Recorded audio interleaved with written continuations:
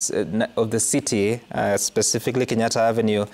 Jimmy, good morning. We're hearing of a lot of challenges of Kenyans who work in Nairobi, difficulties accessing their places of work and the roads. What can you report this morning? All right, a very good morning to you too, Sam. Yes, that has been the case for the better part of this morning. I mean, it's a few minutes to 8 a.m., but the streets are empty from what we've been able to see. Now, behind me, we're currently on Kenyatta Avenue. Behind me, that is the roundabout that heads, that links Kenyatta Avenue and one of the major roads, I believe, not Waiyaki Way to be precise. But as expected, what we have here is significant police presence. They have been camping here, and we continue to see a lot of police patrol across the city. Everywhere you look, it is a similar script to what we saw last week. Again, all the major entry points into the city have been blocked by police. Yes, the pictures that you are currently seeing, this is Kenyatta Avenue, one of the major roads leading into the city. And as expected today, it is a no-go zone. Very few cars are being allowed to get into the city. Even for some of us, when we were trying to make our way to the office, one of the things that you had to show is your identification card and your badge. For those of us who work in the media, we had to show our job passes and our media accreditation passes to be able to be allowed to get through some of these barricades. Now, major roads have been cordoned off by police. We're talking about Thika Road, Jogoo Road, Kiambu Road, Waiyaki Way. Parts of it have also been blocked by police officers. Very few cars, some are being allowed to get into the city. Now, where we are is just adjacent to Nyayo. This is Nyayo House, one of the key government installation, and as expected, this is one of the areas that we are seeing a lot of police presence here. If we're trying to see, there's already a security, a lorry filled with police officers that has been parked right outside their house. Now, this is one of those areas, Sam, that would, on a normal day, would be a very busy area with people trying to get government services, particularly those applying for passports. And we know that the government has been very particular about trying to send people abroad for labor and for work.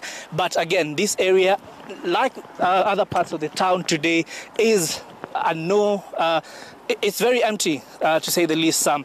Now, we know this is a scenario that is expected to continue for the better part of the day. Now, one of the things that we have seen today is, as opposed to what was there last week, when we had one roadblock on a road, what we're having today is several roadblocks in different parts, just leading into the city. Now, the other thing that you will notice, Sam, is, for instance, on Kiambu Road and on Thika Road, there are several roadblocks, making sure that those who are coming into town, those who are coming into the central business district, have valid reasons, which has made it very ineffective for those trying to go about their business, those trying to get to their places of work, which is quite a contradiction. Because on one hand, what we are being told by government is that today is not a holiday, particularly for those for civil servants. However, even for those who have valid reasons, who are trying to get to their places of work, they cannot be able to get there because of these roadblocks.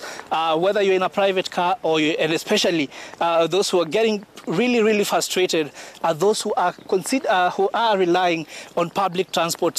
This is one of the areas that normally it's a busy street with public transport, but again, all the seats are empty. There are no public vehicles that you can see here at this hour. Again, it's still pretty much rush hour in the morning.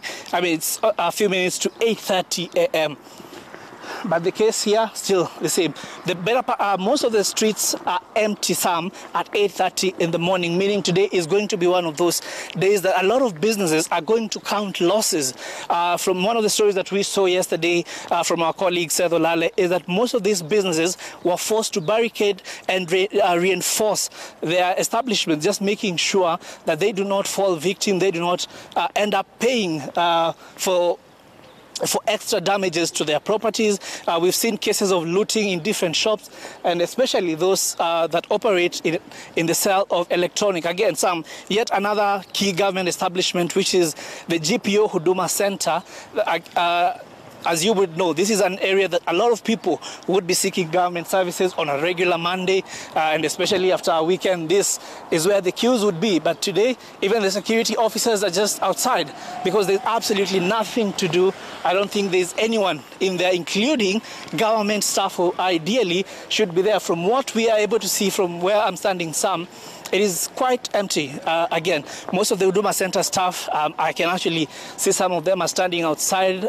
It's quite a cold morning, Sam, and you can imagine how cold it feels when there are no people, there are no civilians on the road. So a lot of police presence, Sam, I have to report that, because every corner of the city that you look at, we're having so many police officers patrolling different types of units, including those from the prison services. They're all everywhere, from including those in civilian clothes. We've seen one of their cars parked just on our way coming into town. Again, even journalists today are being stopped, and you have to show your identification. I believe that is one of the media houses. That's a van that belongs to one of our media houses that has been stopped there, and we will just try to see what is currently going on, Sam. But again, even the banks that operate within the Central Business District, Sam, they are all closed. I believe there was an advisory from the Kenya Bankers Association to all their members telling them that in some of these hotspot areas, they do not have to operate. Again, this is yet another major street, Sam, that shops would be open, but from the pictures that you are able to see on your screen, most of them have been closed. They are all under lock and key. I believe businesses are opting for safety as opposed to today's profits. Again, on a normal day, Sam, these parkings would be filled at this hour. People would be getting into town, but we just want to try and see. So we just, you see, now these are our colleagues in the media, and you can see the security officers who are here, also just making sure and counter-checking to see that they have valid identification identification badges on them, and just some making sure that everything is in order in this city.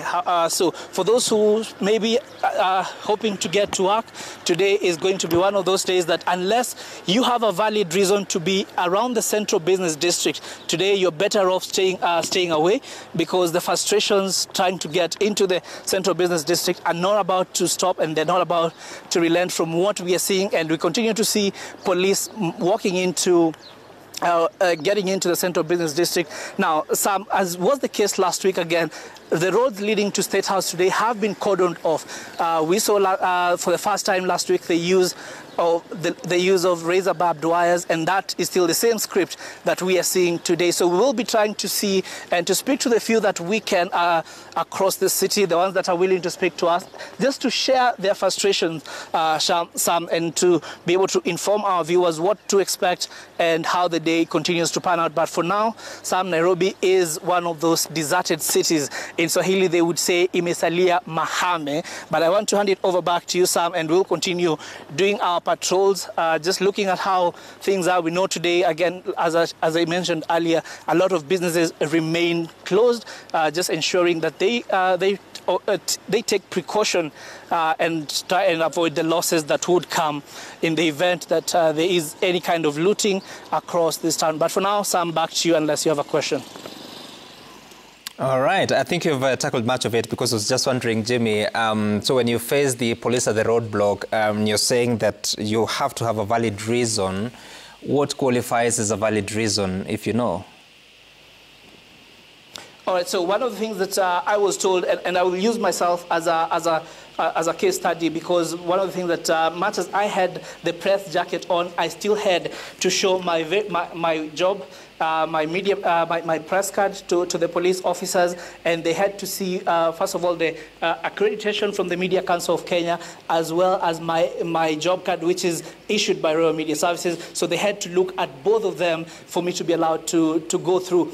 But at some point, after the first roadblock that I was allowed to go through, at the next roadblock, just a few meters after that, I was turned around and I was told, please find an alternative route to try to get to your offices. So I had to move away from Kiambu Road and turn all the way using Red Hill Road and use the back route to try to get to Dennis Street earlier on. But I believe that has been the case even for a lot of people, because what I saw where I was stopped earlier on is that public service vehicles were being turned away. So unless you really have the energy to walk, and even those who are walking, they were being stopped and being asked, where are you going? Much as them would say, much as most of them would tell the officers that we are trying to go to work, they would be asked to show their identification. At least from one of the conversations that I have had there was a lawyer, I believe, and she was trying to explain to the officers that I am a lawyer, I have to get to the office to deal with certain court matters,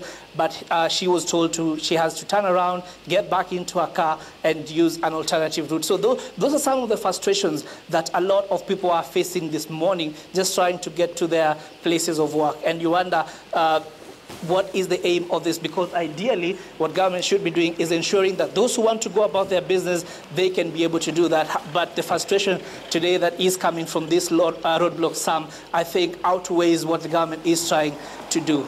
Okay. All right. Thank you so much, Jimmy, for that. Reporting to us live from the Central Business District of Nairobi City, reporting of the challenges that people that moving to their places of work have had to face, whether you are